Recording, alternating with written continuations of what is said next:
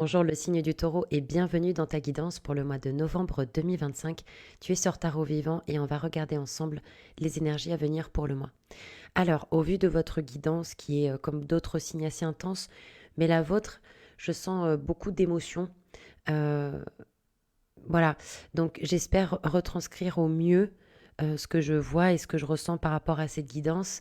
Et pour tous ceux et celles qui vivent des moments intense, compliqué, difficile, je vous envoie toute ma lumière et tout mon soutien. Merci pour vos retours en commentaire. Les communautés sur les réseaux, ça sert aussi à échanger, donc sentez-vous libre de partager ce dont vous avez envie. Euh, Vous avez dans votre énergie principale l'arcane sans nom, à l'envers, avec le 2 d'épée et le valet d'épée. Alors c'est vrai que quand les épées, elles sortent, tout de suite on pense au mental. Donc l'association arcane sans nom et ces cartes d'épée de mental me laissent à penser qu'il y a eu peut-être pour certains taureaux, un bouleversement, un changement, une nouvelle, un choc émotionnel. Alors on peut parler effectivement de rupture, de deuil, de licenciement ou d'autres choses de type émotionnel qui font qu'il y a certains taureaux qui pour moi ont beaucoup de mal à encaisser ce qui est en train de se passer.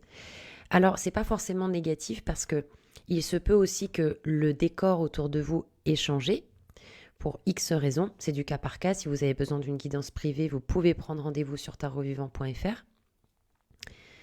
Le décor est en train de changer. Et c'est vrai que bon, le taureau est un signe de terre, euh, donc il y a quelque chose où on est à l'aise avec une forme de stabilité. Voilà, la nouveauté, c'est quelque chose qui peut vous être désagréable. Alors on va pas faire de généralité, hein, mais euh, là pour moi, vous n'êtes pas puni, vous n'avez rien fait de mal concrètement. Il y a une idée qu'il y a le décor qui change et vous êtes comme abasourdi. Et moi, j'ai envie de vous dire que même si l'arcane est à l'envers, le potentiel donc n'est pas encore actif, mais on sent qu'il y a un travail de fond qui est fait, que vous avez entamé. Peut-être que ce qui se passe au jour d'aujourd'hui est peut-être très difficile. Pour autant, vous allez vers une transformation. Là, vous sortez en arcane sans nom à l'envers, donc vous avez peut-être pas envie. Vous étiez peut-être bien là où vous étiez, vous vous êtes dit mais pourquoi on ne pouvait pas continuer comme ça. Ben, sachez que il y a apparemment toujours un bénéfice caché dans ce que l'on vit. Alors, pourquoi? Ça, c'est du cas par cas. Mais là, vous allez à reculons, en fait, avec cet arcane sans nom. Vous allez à reculons. Euh, il peut y avoir pour certains taureaux presque de l'automutilation, dans le sens de culpabilité, de remords, de, d'une difficulté en fait à accepter le processus de changement. Il y a une loi qui dit rien ne se crée, rien ne se perd, tout se transforme. Et pour moi, vous vous sous-estimez. Parce que le fait que l'arcane sans nom soit à l'envers, c'est un peu comme si vous n'êtes pas connecté avec cette âme de guerrier qui est capable d'avancer dans l'existence en se dépouillant de ce qui n'est plus en vibration avec lui. Vous êtes peut-être aussi fatigué. Et ça, je peux que vous comprendre parce que, mon Dieu, on passe par des phases, par des énergies. Enfin, je veux dire, personne ne sait où on va de manière collective et même personnelle par moment. Donc, je pense que là, il y a un espèce de trop-plein émotionnel. Alors, l'arcane sans nom, elle appartient au cycle émotionnel et le poison du cycle émotionnel, c'est la colère. Ça serait peut-être intéressant, je vois pas de tempérance, ça serait intéressant de vous poser la question pourquoi vous êtes en colère. Et si je puis me permettre, je dis ça pour vous aider. Euh, je n'ai pas la science infuse, je ne suis pas thérapeute, je ne suis pas psy, mais des fois, enfin, j'ai remarqué quand on est en colère par rapport à quelqu'un ou à une personne ou une situation, en réalité, on est en colère contre nous-mêmes. Par exemple, on dit mais toi, tu m'as trahi. Mais on savait, on avait peut-être une petite voix intérieure qui nous disait cette personne, elle peut me trahir, mais je vais quand même prendre le risque. Donc en fait, on s'est trahi d'abord soi-même.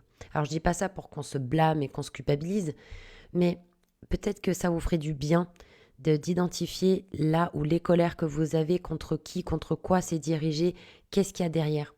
Pour vous permettre déjà de vivre ces émotions négatives, pour vous en libérer, car tout ce sur quoi je résiste persiste. Et d'avancer, de cheminer, de vous dépouiller de ça. Vous savez, le pardon, c'est pas pour les autres, c'est pour vous que vous le faites. C'est pour vous libérer. On a le 2 d'épée, le valet d'épée. Donc 2 d'épée, moi je vous sens hésitant par rapport à une décision. Euh, le 2 d'épée, c'est une femme qui a les yeux bandés et qui a 2 épées dans la main et qui ne peut pas faire ce choix avec sa vue. Ça va être intuitif, ça va être intérieurement qu'elle va devoir faire le choix. Parce que les 2 épées ont le même poids, la même fraîcheur, etc., etc.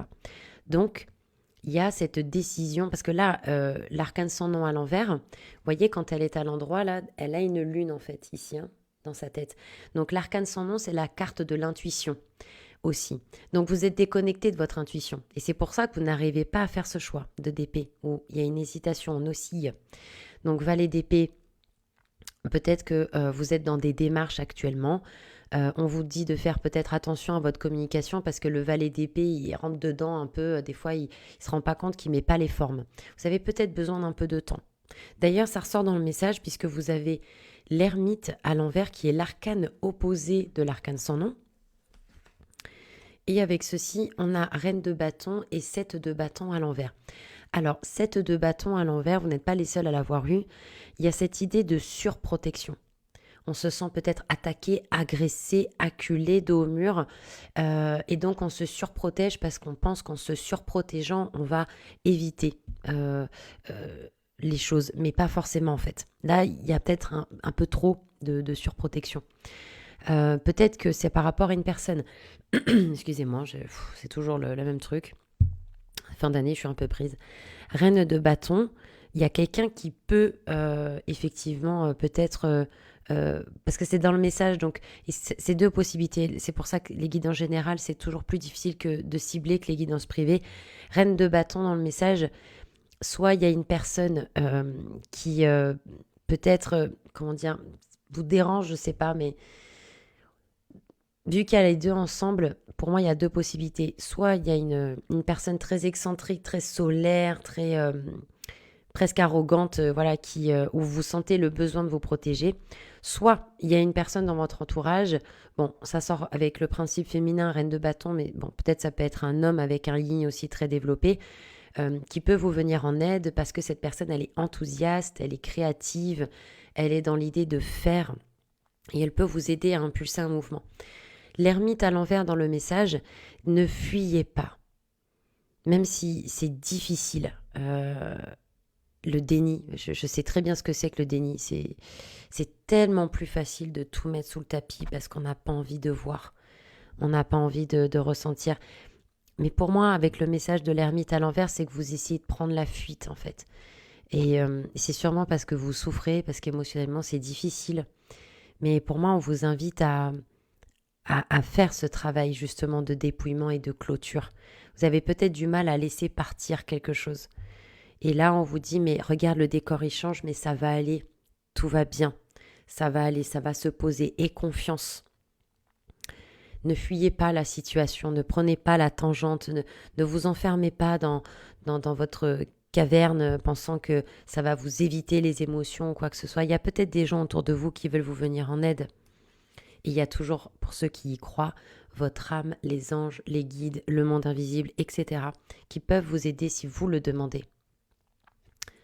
On a en blocage la lune à l'envers avec le 8 de denier à l'envers et le 8 de coupe.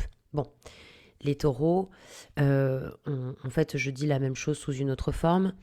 Le blocage avec la lune, c'est qu'il y a une réelle difficulté à vivre là votre émotion. Et c'est normal, j'ai envie de vous dire. Avec ce qu'on en vit, c'est complètement abracadabrant. Je comprends, je compatis. Voilà, on n'est pas là pour faire la morale. Hein. Mais encore une fois, il y a de la fuite, quoi. Blocage lune à l'envers, attention, ça peut aller loin. Hein. Pour certains, on va se réfugier dans l'alcool, dans les drogues, dans une forme de mutisme, de fuite. Lune à l'envers dans le blocage, c'est que c'est comme si vous n'acceptiez pas de ne pas avoir de réponse, de ne pas avoir de visibilité, d'être dans le flou. Et donc vous êtes en mode je suis pas d'accord avec ce qui se passe. D'ailleurs, il y a le pendu, voilà, vous voyez. Il y a le pendu dans la potentialité du moi, d'accepter les situations comme elles sont sans se rebeller. La lune à l'envers, dans le blocage, peut nous dire qu'il y a une difficulté à aller voir ces parties. C'est-à-dire que, en admettant que le décor est changé et que l'environnement vous pousse à aller à l'intérieur de vous-même, comment dire, c'est peut-être justement parce que la situation est ce qu'elle est, que ça vous oblige à aller à l'intérieur de vous-même pour aller connecter avec vos parties. Tristesse, colère, vos espoirs, vos rêves, votre passé, etc. Le décor a peut-être changé pour vous permettre de faire ce travail de fond. On est en 2025, donc c'est une année 9 en numérologie. Donc il y a cette idée d'aller justement faire des bilans, faire des clôtures de cycles, de croyances, de pensées, de relations pour rebondir. L'année prochaine, 2026, on est en année 10/1. Roue de fortune, battleur, nouveau départ.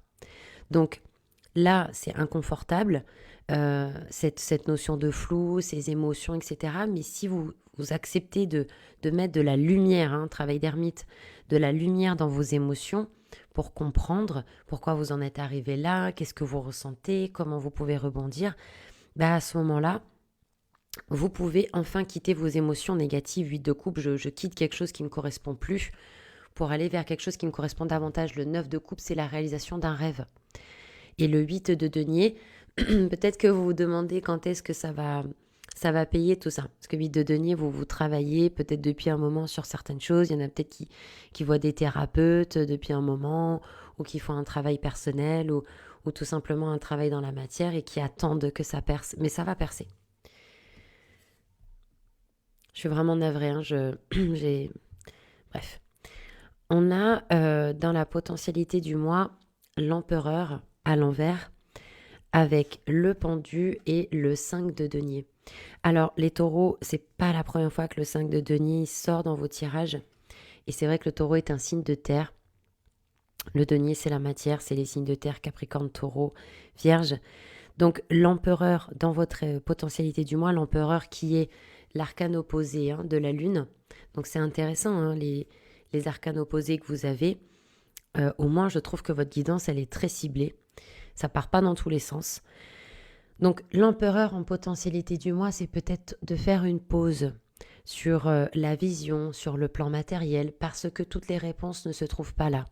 Vous en avez peut-être même fait le tour, et c'est pour ça que vous vous dites, mais je comprends pas, j'ai un boulot, je suis bien entourée, je fais une thérapie, je lis des livres, machin, et pourtant je trouve pas mes réponses. Et oui, parce qu'il y a des réponses qui sont en vous. Il y a une histoire, je vous la fais très courte, de Dieu qui parle entre eux et de où est-ce qu'on va cacher la clé de la connaissance humaine. Bon bref, je vous passe les détails parce que la vidéo elle va être trop longue. Et à la fin, les dieux ils disent je sais, on va le cacher à l'intérieur des humains parce qu'ils ne penseront pas aller chercher à cet endroit. C'est un peu ça. Les réponses sont en vous, à l'intérieur de vous, dans vos émotions. Et il va falloir accepter de descendre et c'est pour ça que vous avez besoin de vous entourer d'amour. Vous avez besoin de vous pardonner, de pardonner certaines personnes, travail de pendu, d'accepter les situations comme elles sont, de mettre le mental en pause peut-être aussi. Encore une fois, vous êtes sorti avec le 2 d'épée. Là, en fait, vous allez reprendre du pouvoir et de la prise sur la matière. Peut-être après avoir ouvert la porte à l'irrationalité, aux émotions et de vous laisser faire, de vous laisser processer en fait par tout ça. Et de quitter des fausses croyances, de manque, d'abandon, de perte. Vous n'avez rien perdu. Rien ne se crée, rien ne se perd, tout se transforme. C'est une vision que vous avez. Et je nie pas ce que vous vivez. Peut-être qu'il passe par des choses, vu la guidance, c'est costaud quand même. Mais c'est une question de perception, de point de vue. Essayez comme si votre meilleur ami vous racontait votre vie, vos épreuves. Du coup, vous n'avez plus un point de vue subjectif, vous avez un point de vue objectif. Qu'est-ce que vous diriez à cette personne ? Comment vous lui présenteriez la situation ? Peut-être sous un autre angle. Peut-être que ça peut vous aider. Conseil. L'impératrice à l'endroit avec le 7 de coupe et le cavalier d'épée. Alors, 7 de coupe, il est temps d'arrêter de se bercer d'illusions envers soi-même, envers les autres. Cavalier d'épée, tranquille. Ne vous précipitez pas. Attention à votre communication. Comment vous parlez, comment vous parlez aux autres. Et les réponses arrivent. Elles sont en chemin.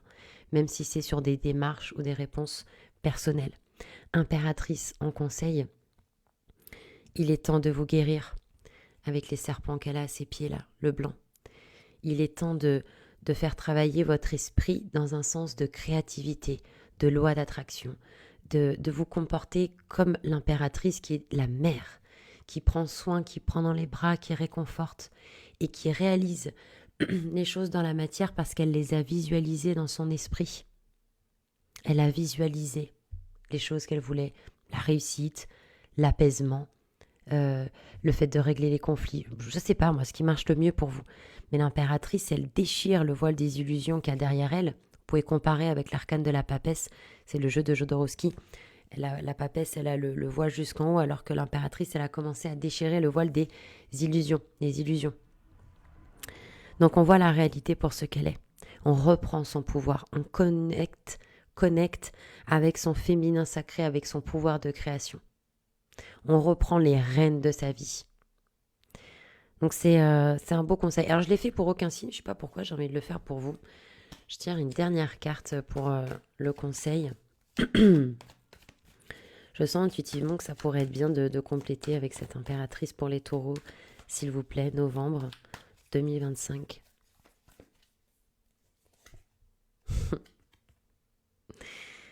Ah, c'est beau. L'as de coupe à l'envers. Il y a une guérison du cœur. C'est important. Il y a une guérison du cœur qui est en cours.